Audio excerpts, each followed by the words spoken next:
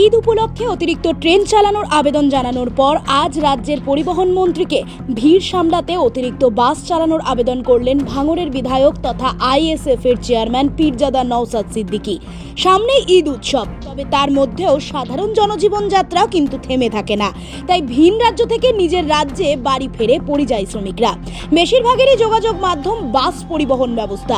এছাড়াও শহর থেকে মফস্বলে কর্মক্ষেত্রের কারণে যাদের যাতায়াত করতে হয় তাদেরও ভোগান্তির সৃষ্টি হয়, কেন কিনা ঈদ উপলক্ষে ধর্মাবলম্বী মানুষদের ভিড় কিছুটা বাড়ে, ফলে নিত্যযাত্রীদেরও বিপাকের মুখে পড়তে হয়। ইতিমধ্যেই সেই কারণকেই ইঙ্গিত করে ভাঙড়ের বিধায়ক উত্তরবঙ্গ থেকে দক্ষিণবঙ্গের বাস পরিবহন ব্যবস্থা এবং শহর থেকে মফস্বলে যাতায়াতের বাসের বৃদ্ধি করার আবেদন জানিয়েছেন।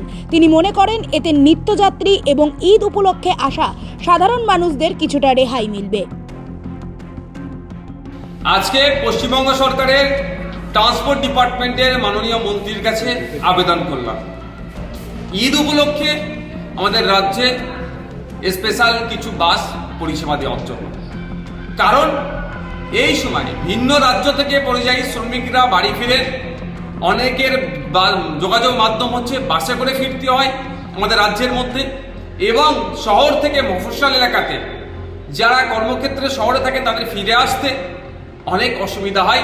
এই সময়ে পর্যাপ্ত পরিমাণে বাস থাকে না, গ্যাদারিং বেশি হয়, ফলে নিত্যযাত্রী যারা প্রতিনিয়ত যারা যাতায়াত করেন তাদেরও অসুবিধা হয়, এবং ঈদের জন্য স্পেশালি যারা বাড়ি ফিরতে যান তাদেরকে অনেক ঠেলাঠেলি করে ভিড় বাসে উঠতে হয়। আমি রাজ্যের মাননীয় পরিবহন মন্ত্রীর কাছে আবেদন করেছি যাতে নতুন বাস নামানো যায় ঈদ উপলক্ষে, দক্ষিণবঙ্গ থেকে উত্তরবঙ্গের যে যাতায়াতের মাধ্যম যে বাস রুট যেটা আছে আরও বাড়ানোর জন্য, এবং শহর থেকে মফস্বল এলাকাও বাস বাড়ানোর জন্য। এই বাস বাড়ালে একদিকে যেমন যাত্রী পরিষেবা দেওয়া হবে, এই মানুষজনদেরকে যেমন পরিষেবা পাবেন, সাথে সাথে পশ্চিমবাংলার অর্থনীতির চাকাটা হলো একটু হলেও ঘুরবে। কারণ যাত্রী পরিষেবা দিলেই যে ভাড়াটা আসবে সেটা ট্রান্সপোর্ট ডিপার্টমেন্ট পাবে তথা রাজ্য কোষাগারে যাবে।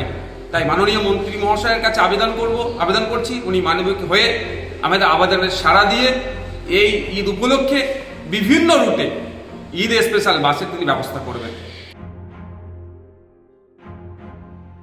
Bureau report, the voice now.